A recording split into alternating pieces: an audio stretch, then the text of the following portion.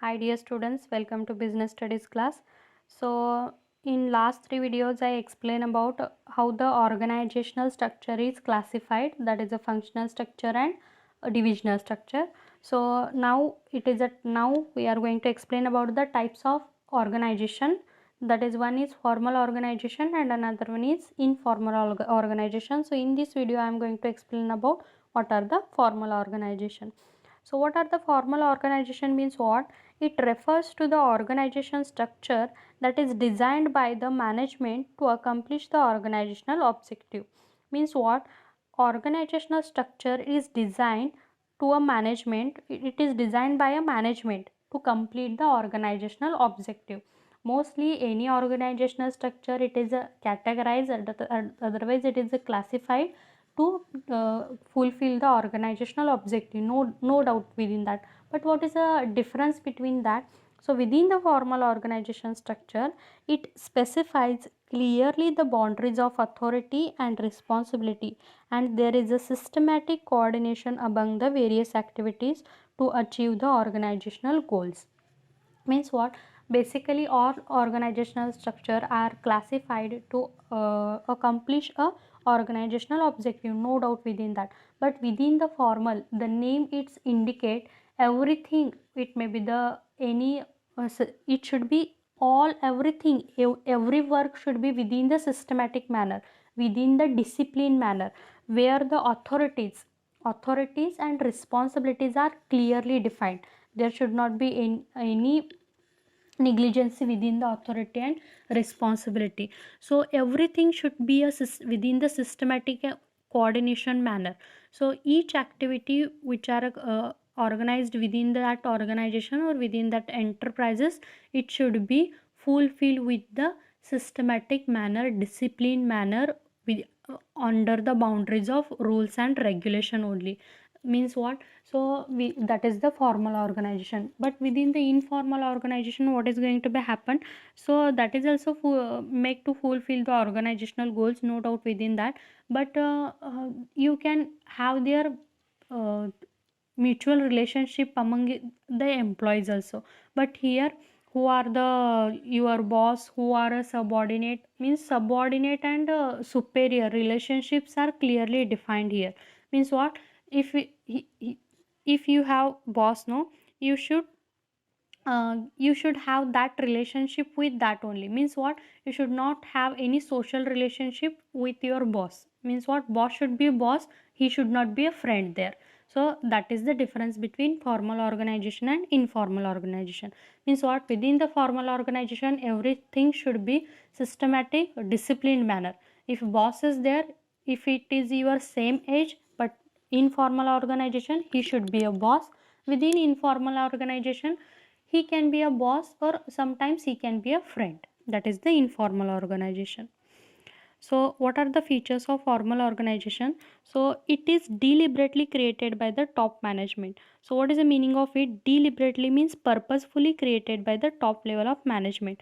So informal organization, it is not purposefully created, it is happening.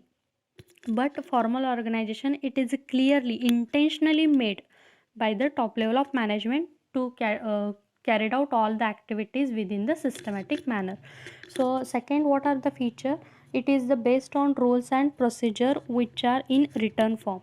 So what are the rules? Who have the authority, who is a superior, who are subordinates, or everything, who are a top level management, who comes under the middle level of management, who comes under the lower level of management, means everything. What are the rules or policies, what are the procedure if you want to pass a message?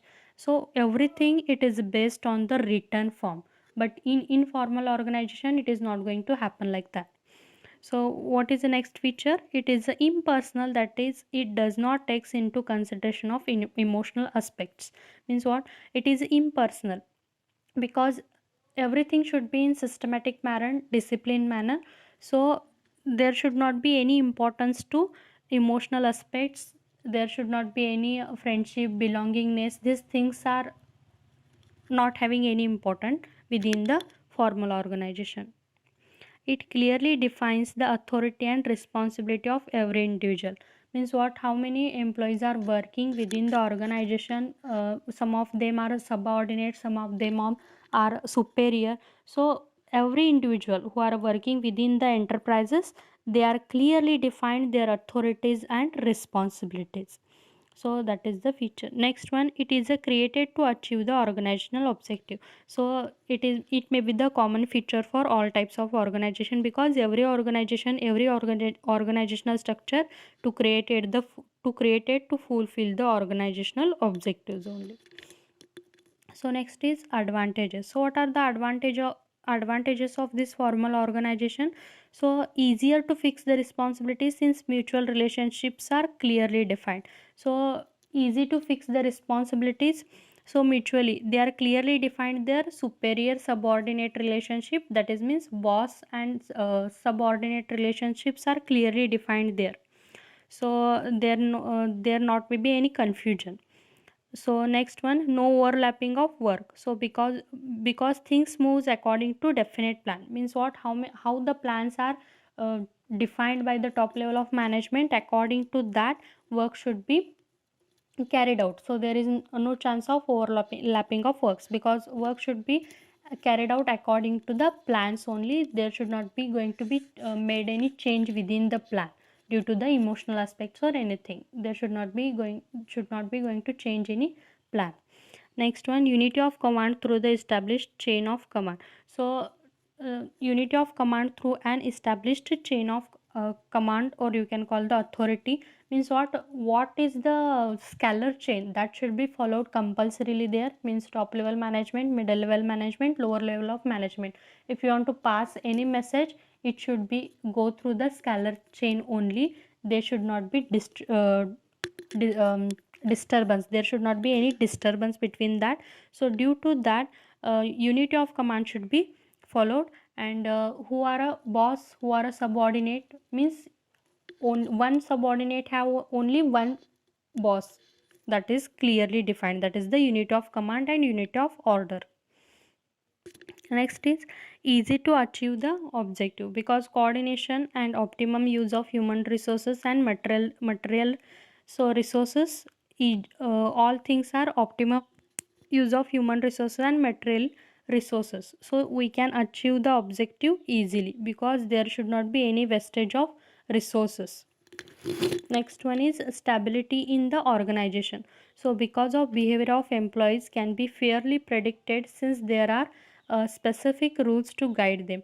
So according to the plans, according to the rules, according to the regulation, everything's it is a carried out within the formal organization, so that there is a stability within the organization, so that is not going to disturbance due to the any emotional aspects. So there may be the chance of stability in the organization. But in case of informal organization, due to the emotional aspects, there may be the less chance of stability within the organization. So next one, what are the disadvantage of formal organization? So the work is based on rules which cause the unnecessary delay. So sometimes if you start to follow the scalar chain, so top level management, middle level management and lower level management, so we should follow the scalar chain within the formal organization. But due to following of that rules, or you can call the regulation, sometimes unnecessary delay going to be happen to pass any message. Suppose in emergency case, if you want to take any decision at that time only, so if you start to follow the scalar chain, it is going to take a time to take a decision. So unnecessary delay it is going to happen due to the formal organization. So next one, lack of initiative. The employees have to do what they are told to do, and they have no opportunity of thinking. So that is the next advantage of formal organization, because everything what are the plan made by the top level of management, so all employees should follow that plans only without asking any queries, because clearly they are defined the rules and disciplines. So without, they don't have any opportunity to think. So employees are not going to take any initiative to give any suggestions. So that is the lack of initiative. Next one, limited in scope. So it is difficult to understand all human relationship in an enterprises, as it places more emphasis on structure and work. So it is difficult to understand human relationship because there is a no any chance of emotional aspects, or you can call the friendship or belongingness. These things are not there, so it is under the limited scope. But in informal organization, there is a more scope for the managerial development as well as to employees development also. So these are the advantage and disadvantage and features of formal organization. I hope you got the thing. So thank you so much. Bye bye, take care.